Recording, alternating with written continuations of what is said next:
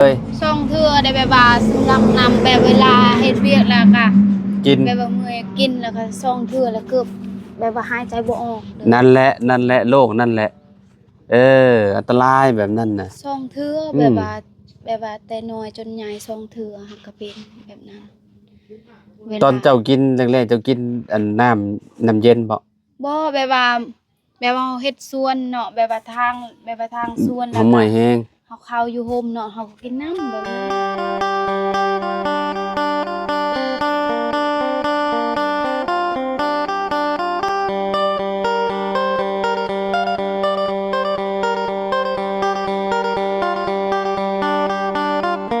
พี่น้องเนาะสบายดีน้องสบายดีเด้อฮาโธพี่น้องอากาศร้อนแฮงอะลิมื้อนี้น้องดอกแค่มาแต่เวียกแล้วบ่โดย อ๋อเจ้าคือเก่งแท้ร้อนๆแบบนี้หาก็มาบ่เลยแนวใด มาตอน11โมงมาแต่สวนแล้วก็ซักทรงเสื้อก็เลย เปียกหมดเลยทรงเสื้อก็เปลี่ยนทรงเสื้อใหม่เอากับเจ้าเวลาร้อนๆเจ้าบ่ให้อาบน้ำได้เจ้าอาบน้ำบ่อาบฮ้อนแฮงแบบว่าบ่ซอกย้อนได้อันตรายเด้ร้อนๆเผื่อเฮายังบ่บดไปอาบน้ำบ่แล้วน้องซักทรงเสื้อก่อนจึงอาบน้ซักอยู่ใส่อยู่แดดๆเลยำโดย โอ้ก็คือกันนั่นแหละมันร้อน คนเฮาน่ะเป็นฮีตสโตรกรู้จักอยู่บ่ฮีตสโตรกโอ้โหโรคแบบอ่าแบบ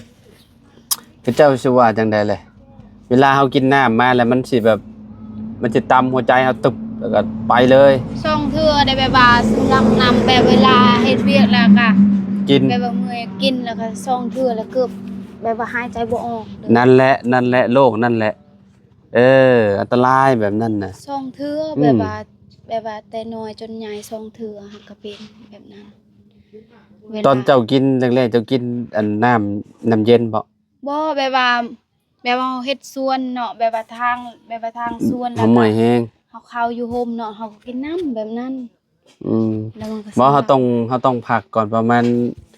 1นาทีหรือว่า2นาทีเฮาพักให้แบบอุณหภูมิในร่างกายเฮาอันปกติก่อนเฮาถึงกิน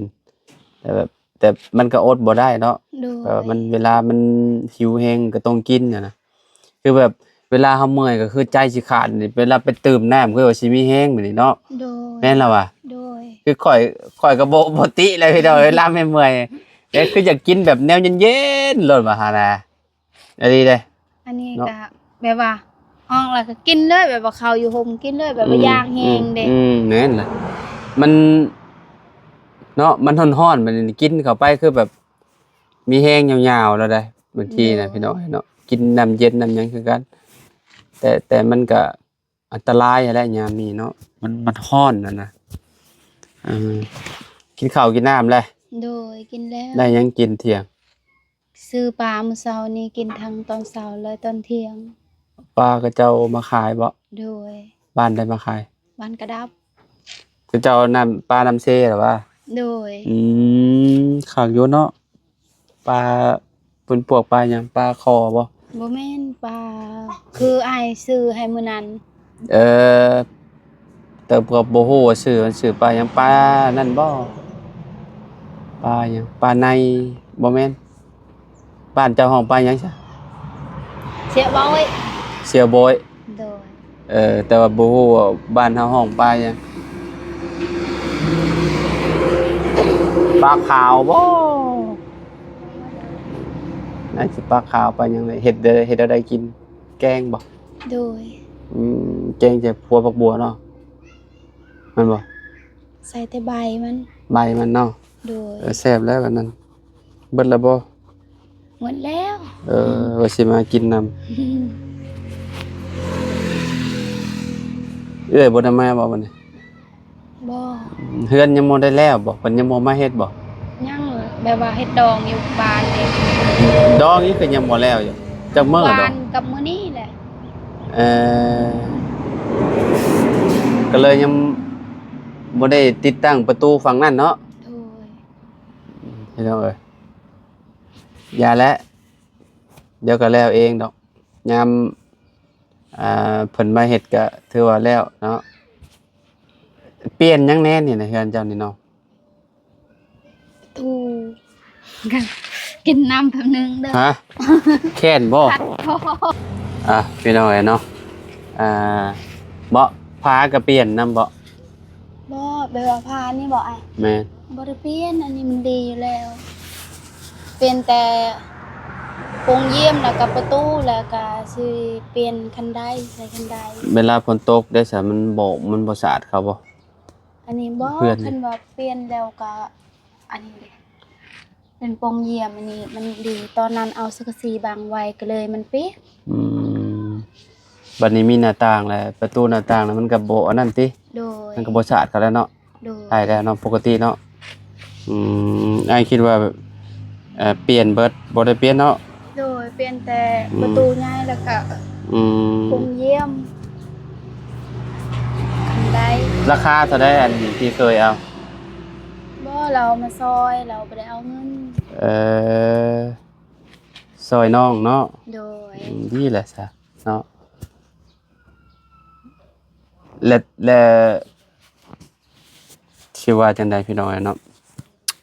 ห้องนู้ห้องน้ำจะได้ซะสิได้เฮ็ดอยู่บ่ บ่มีเงิน ฮะ บ่มีเงิน อืมคิดว่าอันงบมีซะดอกตอนนี้บ่มีบ่ อืมยังเหลือ2ล้าน2ล้าน4แสนแล้วก็ว่าสิเฮ็ดคันไดแล้วก็มุงคันไดอีกเด้แต่จักสิพ เอาสิ อหรือบ่ เอาสิมองนี่บ่ โดย เอ่อเป็นใจก็จะเนาะมีห้องน้ำใช้ก็สบายเนาะ โดย อืม อยากคือกันแหละแต่ว่าบ่ ยาม ยามพ้นแหละซ้ำ แล่นเข้าไปป้าเดี๋ยวนี้ก็ใครแน่แบบว่า ยืมห้องน้ำเซาก็มีก่อน แต่เวลาน้ำมันขาดน้ำขาดตลอดเลยห้องน้ำแล้วเลยต้องแล่นไป น้ำขาดบ่ขโมยนี่ โดย อั นนี้ก็หาเมื่อวานนี่หอดน้ำนะแบบว่ามาแปลงเลย น้ำใส่มา ก็น้ำตัวนั้น น้ำฟังนั่นน่ะ โดย ก็จะมาแปลงบ่ บ่แปลงเอง อ๋อคือ แต่ ฮู้ ว่ามัน บ่ ขาด บ่คือฮู้ว่ามันมองได้จุดใดที่ว่ามันขาดมันหยัง แบบว่าไปเบิ่งว่าจุดใดเด้ เฮาตามไปเบิ่งติ โดย แต่ตอนนี้ไหลปกติแล้วบ่ โดยหลายปกติแล้วเดี๋ยวนี้ ตอนนั้นชุมก็เจ้าใช้อยู่ใช้ซะอันชุมฝากนั้นชุมชาวของมีนะ เรา ห้องน้ำ บ่ได้เข้าแล้วห้องน้ำก็เข้าป่าตอนนั้นเป็นเวลาอาบน้ำเราก็ผู้ก็ไปอาบอยู่ห้องน้ำ โรงงานมีน้ำอยู่เนาะ ผู้ก็อาบ คือแบบเป็นชุมน้องจะดอกจะดีก็จะไปอาบอยู่พุ่นเนาะ โดย ไปอาบอยู่โรงงานเบิดเนาะอยู่โรงงานน้ำประปาคือกันกับสายเดียวกันหรือว่ากับอันที่ว่ามาเข้าในเฮือนเจ้านี่หรือว่ามาแต่สายใดในโรงงานเนาะแบบก็เจ้ามีน้ำใช้ตลอดได้หั่นเนาะ โดย พี่น้องเนาะหรือว่าก็เจ้าสูบน้ำมันน่ะสมามันบ่ได้มีแปลงโซลาร์เซลล์บ่ได้มีไฟฟ้า เสีย เนาะ เงินคือกันแหละ โอ้แม่นยันซ้ายนี่แหละ โดย เขาคิดว่าสายเดียวกันกับเพื่อนเจ้านี่แหละก็เพื่อนน้องอันนั้นแหละเพื่อนน้องใจดีน้องจริงๆนั่นแหละพี่น้อยเนาะแต่เพื่อนน้องดอกแค่นี่ยังใส่น้ำยังบ่ได้จ่ายเงินกับเจ้าอยู่เนาะ โดยยัง ยังใส่ไปก่อนเนาะ โดย เบิดเดือนนี่พุ่นแล้วก็เจ้าน่าสิมาเก็บคิดว่าพี่น้อยเนาะเดือนนี้ไอ้สิเป็นคนจ่ายให้เด้อคะแนนว่าเจ้ามาเด้อ โดย เดี๋ยวสิเป็นคนจ่ายให้ดอกเนาะสิเฮ็ดบันไดใหม่เนาะ โดย บันไดใหม่โอ้ครั้งแรกจ้ะแล้วก็เฮ็ดหม่องมุงพร้อมติมุงบันไดพร้อม ยันแบบว่าคันใด อืม แบบว่าถ้าคือน้ำพ่นก็มันเครียดแล้วก็ อืม มันก็หักหน่อยเดี๋ยวว่า แม้นมันก็สิดอกมันสิผุพังนั่นแหละเป็นพวกใหม่พวกหยังเด้ก็แน่เป็นพวกปูนมันก็ลื่นขี้ไข่ขึ้นเนาะหาแนมเฮาบ่มุงตอนเฮือนข่อยคือกันตอนบ่มุงเนาะฝนตกนี่อยู่ลำบากแฮงเวลาขึ้นเฮือนน่ะ เกิบอิหยังก็เฮา แม่น ไว้ เปียกเบิด เปียกหมดเลย แต่ก็มื้อนี่สบายแล้วแบบเฮาก็เฮ็ดแบบเสียเด้ โดย ก็ออกมาแล้วเฮาก็มุงเลยคือ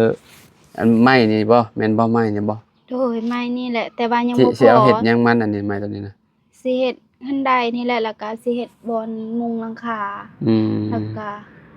แบบว่าสิใส่อีกไม้อยู่เทิงแบบว่า ลูกติงเด้แบบว่าอยู่เทิงก็แบบว่าสิสอนกันอีกใหม่แล้วว่าใส่อันหนึงแล้วบ่งามเขาว่า อ๋อเข้าใจแล้วมีตัวหนึ่งวางเห็ดแบบประกบแล้วก็วางแล้วก็เอาประกบใส่อยู่เทิง โดย เนาะเห็ดมันแต่เห็ดอันเดียวแล้วมันก็สิบ่งามพี่น้องเอ้ยเนาะเติบคือสิโตแพงเติบอยู่นี่เนาะไม่นี่ ตัวนี้มา380,000นะ เช่นหนึ่งได้ โดย อ๋อเกือบ400,000 3บ่500กว่าพี่น้อง500กว่าบาทเช่นหนึ่งเนาะแล้วอยู่พื้นได้จ้ะ คือว่าตัวนี้แหละถือว่าสำคัญนะราคาจัก2หรือว่า อืม 3แล้วโต200,000ปลายนั่นก็จักลำก็ลืม อันนี้เท่าใดมัดหนึ่ง 200,000 มัดละ200,000 โดย ตอนก็ซื้อมัดเท่าใดเด้ตอนนั้นมัด200,000คือกันบ่ตอนนั้นลูกติ่งก็สิประมาณ200,000คือกันแหละแพงเบิดหยังก็ได้ก็มื้อนี่นะพี่น้องเอ้ยเนาะมีแต่แนว อันนี้ แพ ก็ ง 200,000อันเดียวนี่ แม่มันนี่ โดย แม่นแพง200,000คือกันอืมแพงเบิดเลยพี่น้องเอ้ยเนาะอันนี้ก็200,000เนาะแม่มันนี่เนาะอันนั้นก็200,000มีแต่แนว200,000เบิดเลยแพงเบิดเลยพี่น้องเอ้ยไม้นี่กับเหล็กนี่ก็สูสีกันกว่ามื้อนี่ โดย ตะกี้ก็เจ้าว่าเหล็กบ่แพง เล็กแบบว่าเงินเฮาจริงๆนะ แม่นบัดนี้แพงไปแล้วนั่นนี่มันเอ่อซ้ำกันเบิดเนาะ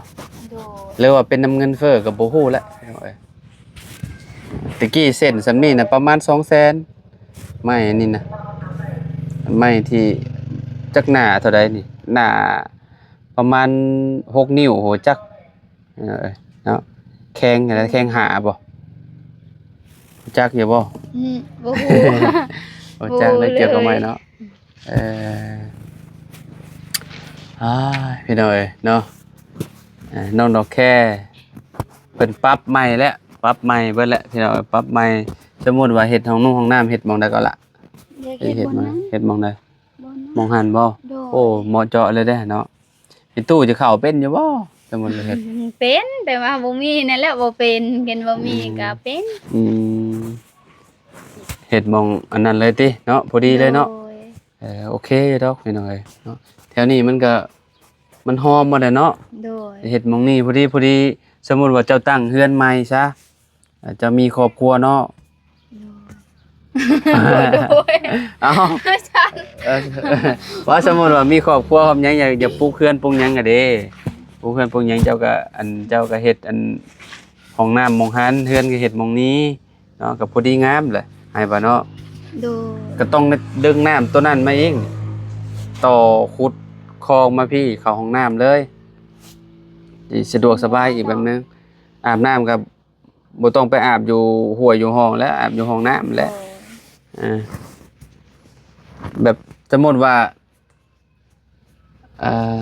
ฝนตกเนาะยามฝนยามหยังก็น้องเพิ่นก็สิสบายอีกแบบนึงพี่น้อยเนาะ อันนี้เห็นเวลาฝนตกน่ะ หึ เห็นว่าน้ำอยู่พุ่นคาดเห็นแล้วก็ว่าสิอาบน้ำห้วยก็แบบว่ามันขุ่นเด้ อืม อาบบ่ได้ อืม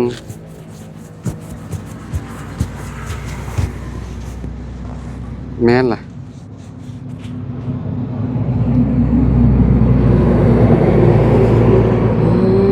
ฮ้อนคักฮ้อนแน่พี่น้อยเนาะ โดยว่าตอนเช้านี้บ่มีแดดเด้แต่ว่าบัดฮอดส่วนมันแล้วก็แดดแห้งมันร้อนแห้งบ่มีลมซ้ำมื้อนี้ อืมแม่นล่ะไปอีกบ่แมลง คือว่าไปตอนเช้ายังโดยเดียวต่อไปตอนเช้ามื้ออื่นอีกแบบว่าตอนแรงมันร้อนแห้ง เนาะพักผ่อนซะเขาว่าเนาะ โดย ถ้าไปแต่ยามเช้าเอาก็ต้องแบบว่ามันหักโหมหลายจังเนาะบ่สบายงานเขาเจ้า โดย พี่น้องเอ้ยตอนแรกเพิ่นก็สิหยุดก่อนเนาะบ่าบุญโคงมาบ่มื้อนี้หรือว่าบ่ได้มา ยัง อืม เมื่อวานนี่เราไปแต่เช้าแล้วเราบ่เห็นน้องได้แบบว่าน้องไปสวนเราก็เลยบ่ทันแล้วเราก็ซื้อลูกติ้งมาแล้วก็มาตอนแรกอีกเรามา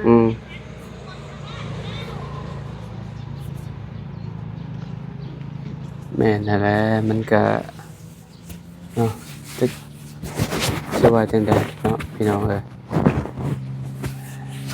แม่ตู้ก็ไปบ่ โดยไปคือกัน ไปคือกันเนาะลูกมาเจ้าเอาไปเบิดแล้วบ่เนาะ ยัง3โตวตัวหนึงเอื้อยวันวิ่งสิเอาไปเลี้ยงแล้วน้องยัง2โตว เจ้าเลี้ยงเอง โดย เออ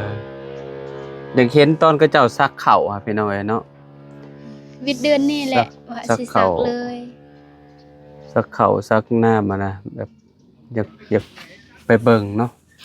น้องดอกแค อยาก เพิ่น ลอง อยากลองเบิ่งเพราะว่าเคยซักคือกัน โดย แต่บ่ฮู้ว่าทางนี้เพิ่นสิอันน่ะจังใดหั่นน่ะตอนข้อยยังน้อยพ่อกับแม่เขาก็เฮ็ดให้เฮ็ดสวนคือกันทาง โดย แล้วก็ฮอดเดือนนี้แหละเพิ่นก็สิซักเนาะ โดย ซักโอ้ยคักขนาดหลายๆคนก็แฮงม่วนพายกระตามันนิดหน่อยเนาะอันนี้ก็พายกระตาคือกันเนาะ โดยเข็นแบบว่าผู้ชาย5คนเนาะผู้หญิง5คือกันบ่ทันเขา หึ บ่ทันเข้าแบบว่าเขาเป็นผู้สักนั้นไวกว่าได้แบบว่าเฮาหยอดเขาไว้ในหูนเด่นบ่ทัน ยอดในฮู้แล้วก็ปะเลยบ่บ้านเจ้า บ่เอาตรงเอาไม้อีก คือกันจะบ่ได้แตกต่างกันดอก โดย สักจุบแล้วก็เอาเข่าโหยเต็มคุมโล้น แบบว่าผู้ก็สักนั้นไว้เนาะ แบบว่า พระเจ้าซัก เขา โอ้หาคน ไปเลย มันก็ซักไปเรื่อยๆนำก็ไว้เลยง่ายๆมึงจุบไป 5คนให้น้องนี่ก็ได้เลยประมาณ20,000 บาท อืม หรือว่าบ่ฮอดเป็นว่าห้าคนสัก อืม 6คนอันนั้นนี่เป็นผู้หญิงเด้ แม่นอยู่อันนี้นี่มีไผมาซอยเจ้าแหน่อันไม่ซักเขานี่จะมี เขา มีพี่ บ่ เค ได้ ยแล้วติ ซอยดอกแบบว่าเอาแห้งกัน ก็เจ้ามาซอยเจ้าก่อนบัดเจ้าก็ต้องไปซอยกับเจ้า โดย เอาแฮงกันเนาะ โดย อืมประมาณกะ2-3 มื้อบ่ โดยประมาณนั้น ประมาณนั้นเนาะ แบบว่าคนบ่หลายเนาะ เออ คนบ่หลายแหละ บ่ค่อยเห็นน้องซ้อนน่ะเจ้าฮู้จักบ่น้องซ้อนมาซะแล้ว เห็นแต่ในคลิป เราไปเอาแฮงตลอดเราแบบ โดย แบบเวลากลของไผนี่คือไปเลยไปของมื้อบัดฮอดคิวของเราแล้วก็จังลุยเลยดุได้น้องซ้อนก็ได้ โดย เนาะ เห็นอยู่แบบว่าเขาแบบว่าคนบาสแลวแบบว่าอายเพิ่นแล้วไม่เฮ็ดสวดอยู่นี่เนาะแบบว่าเขามาส่งแห้งเด้ ไผ คนบาสแลว อืม จนได้ละ50 คนนะ เออ แบบว่าหมดบ้านเลยเข้าไป แบบนั้นน่ะม่วนเนาะแบบนั้นเนาะ ม่วน แบบ แต่ว่า มัน เวลาไปส่งแห้งเขา แบบเวลาเขาไปส่งแฮงเขาก็เมื่อยอีกติ เมื่อยกะบ่ได้เมื่อยแต่แบบ มัน ว่า หลายเด้มันหลายคนอยู่เด้ เวียกของเฮาสิบ่มีเวลาไปเฮ็ดเลยแบบว่ามีแต่ไปส่งแฮงเขาเด้ อ่า แบบนั้น เวลาถอนหญ้าบ่มีเวลาถอนของเจ้าของที่กลับมาอีก โดย กลับมาอีกรอบหนึงก็คือแบบ สมมุติว่าเขาเจ้ามา50คนเขาก็ต้องไป50มื้อบ่ โดย ฮะ แบบนั้นแหละเห็นเฮาบ่มีเงินเอาให้เขาเด้ อืม เห็นว่าเขาไปประมาณนั้นก็แบบนั้น โอ้แบบนั้นเลยเนาะ โดย โอ้โธ่ นี่ลึกอีหลีเนาะ โดย เอ่อโอเคสพี่น้องเอ้ยเนาะได้สมมาได้เวลาสมมาพักควรแล้วเนาะเดี๋ยวให้ทางน้องดอกแค่เพิ่นพักผ่อนเอาเองพี่น้องเอ้ยเนาะไปใส่อยู่บ่มื้อนี้บ่ไปหากินตามบ้านน้องจริงๆบ่ไปมาแล้วบ่ ไปเมื่อกี้นี้เฮาก็มากินส้ม ส้มหยังน่ะมะม่วง โดย อืมเอาแล้วก็เปรี้ยวปากแล้วพี่น้องเอ้ยเนาะโอเคสไปพ่อแม่พี่น้องเอ้ยเนาะอันทางน้องดอกแค่เพิ่นก็เนาะยังเฮ็ดเวียกเฮ็ดงานเพิ่นอยู่เนาะก็ยังบ่ได้แล้วพี่น้องเอ้ยเนาะเพิ่นก็ไปคุมื้อเนาะแบบว่าไปยามเช้าๆพี่น้องยามแลงก็พักผ่อนเนาะ โดย โอเคไปแล้วเนาะอยู่ดีมีแฮงน้องล่ะ โดย จังได้ก็ดีใจนำสู้ๆเด้อ โดยสบายดีเด้อแล้วก็ขอบใจหลายๆเด้อที่เป็นกำลังใจให้ ไปพี่น้องเอ้ยเนาะไป